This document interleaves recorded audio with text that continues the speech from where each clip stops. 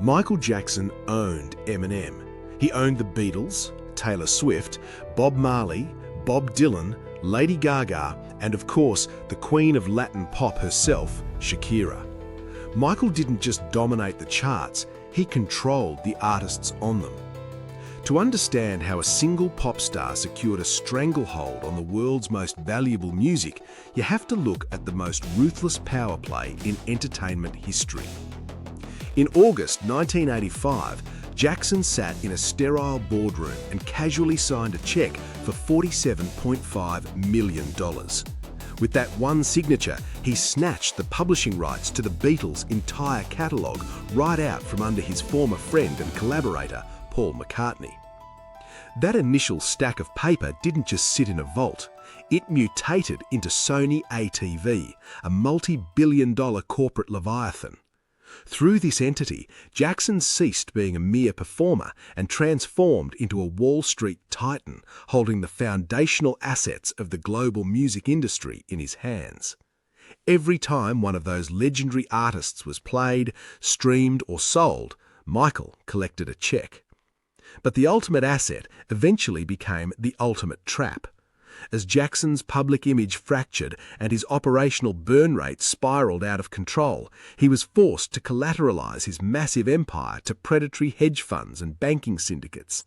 He was no longer just a musician, he was a highly leveraged, toxic financial derivative. To appease his creditors and prevent a catastrophic margin call, he was forced back onto the stage, chained to a grueling contract he couldn't physically survive. This is the dark story of how corporate finance securitized the king of pop and squeezed him to death. The McCartney betrayal. To understand the financial destruction of Michael Jackson, you have to look away from the glittering glove and focus on the balance sheets. The public viewed Jackson as a childlike eccentric, a Peter Pan figure detached from reality. The boardroom reality was starkly different. Jackson was a financial shark. In the early 1980s, Paul McCartney made the fatal mistake of teaching Jackson the mechanics of music publishing, how owning the underlying composition of a song pays dividends every time it is played, covered, or broadcast. McCartney bragged about his own acquisitions. Jackson quietly took notes. When ATV Music, the company holding the rights to 251 Beatles songs, went up for sale in 1984, McCartney balked at the $40 million asking price. Jackson didn't. Backed by his powerhouse attorney John Branca, he outmaneuvered every bidder, securing the catalogue for $47.5 million. It shattered his relationship with McCartney, but it was a masterstroke of wealth accumulation. The king of pop had essentially purchased the tax base of the music industry. The Sony ATV merger. By 1995, the music industry was consolidating and Sony Corporation wanted Jackson's catalogue. Jackson struck a deal that is still studied in entertainment finance. He merged his ATV catalogue with Sony's music publishing division. In exchange, Jackson received $115 million in instant cash and a 50% stake in the newly formed Sony ATV Music Publishing. It was a brilliant operational hedge. Even if Jackson never sold another record, his 50% stake in Sony ATV guaranteed him tens of millions in passive income annually. He owned half of a catalogue that included Elvis Presley, Eminem, and eventually the entire Motown library. But this immense equity gave Jackson a false sense of invincibility, allowing him to mask a catastrophic operational flaw, his personal burn rate.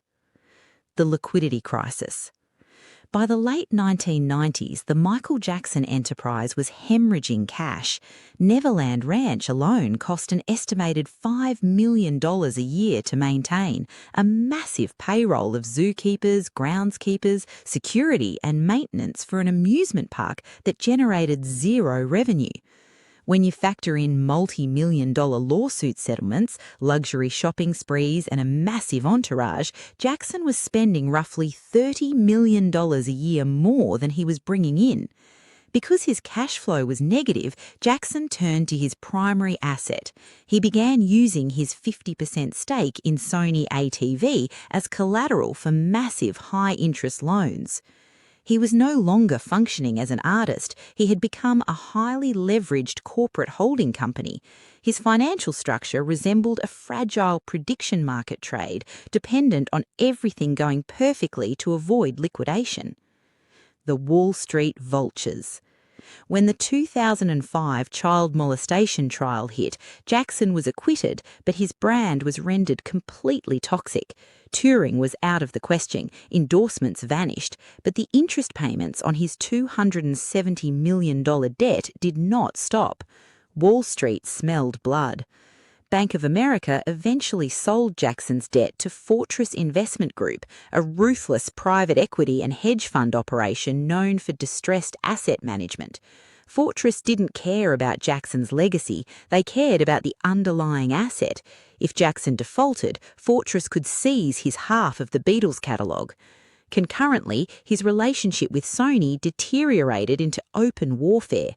Jackson publicly accused Sony Music chairman Tommy Mottola of racism and deliberate sabotage, claiming Sony purposely suppressed the marketing of his 2001 album Invincible. The underlying theory among Jackson's camp was entirely financial.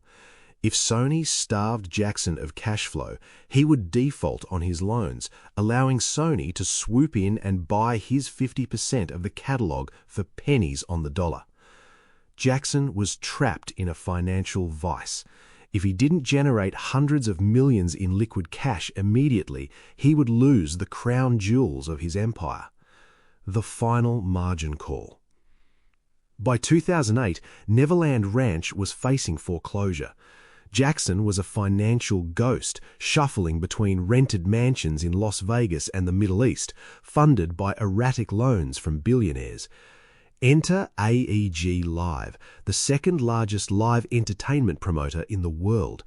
AEG offered Jackson a lifeline to avoid total financial liquidation. This is it. What began as a 10-show run in London was quickly expanded to 50 shows by AEG executives to maximize economies of scale and recoup massive production advances. But this wasn't just a concert contract, it was a debt consolidation trap. AEG effectively became Jackson's final creditor. They advanced him millions to settle lawsuits and pay off immediate debts, but the contract was draconian. If Jackson failed to perform, AEG had the right to seize his company, his assets, and his future royalties. Fortress squeezes. 2006 to 2007. Fortress Investment Group restructures Jackson's $300 million plus debt, pushing him closer to defaulting on his Sony ATV collateral. Neverland foreclosure notice. March 2008.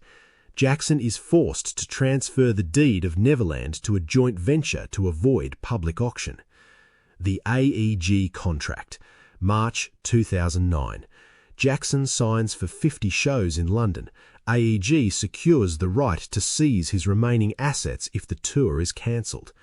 The fatal push. June 2009. Under threat of financial ruin, Jackson relied on extreme anesthetics to sleep through tour rehearsals, leading to his fatal overdose. The pressure was absolute. Jackson wasn't just rehearsing for a tour, he was fighting to prevent the foreclosure of his life's work. His chronic insomnia, fueled by the sheer terror of losing everything, drove him to beg his doctor for propofol, a surgical anesthetic, just to force his brain to shut off. When his heart stopped on June 25, 2009, the ultimate grotesque irony of his financial structure was revealed. Because his death triggered massive spikes in record sales, streaming, and the release of the This Is It documentary, the Michael Jackson estate instantly became solvent. The corporate machine got exactly what it needed. The debt was cleared, the assets were preserved, and Sony eventually bought out the Jackson estate's half of the catalogue in 2016 for $750 million. The king of pop was dead, but the collateral survived.